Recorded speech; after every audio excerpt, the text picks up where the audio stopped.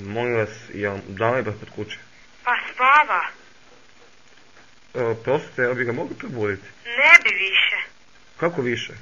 Pa već ste ga zvali jednom. Ja? Ne ja. Nisam ga zvao, ja sam prijatelj njegov s posla. Kao prvo ne znam ko ste i uopće me ne zanima i mi spavamo već. Vinko. Da, drago mi je. Vinko, drago mi je, mogu dobiti Dalibora?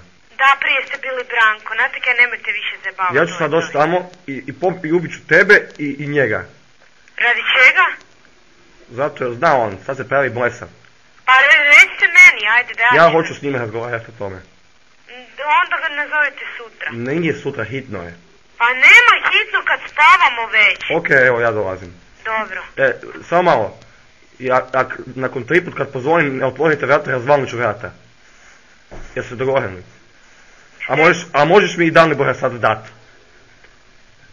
Čuješ? Daj pričekaj samo malo. Ajde.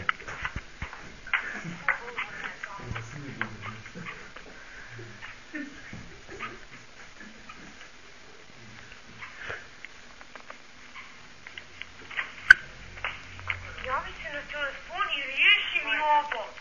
Ne znam. Da? Ubit ću te, pička ti materina. Ko je? Vinko. Ko? Vinko. Pa ko je Vinko? Vinković!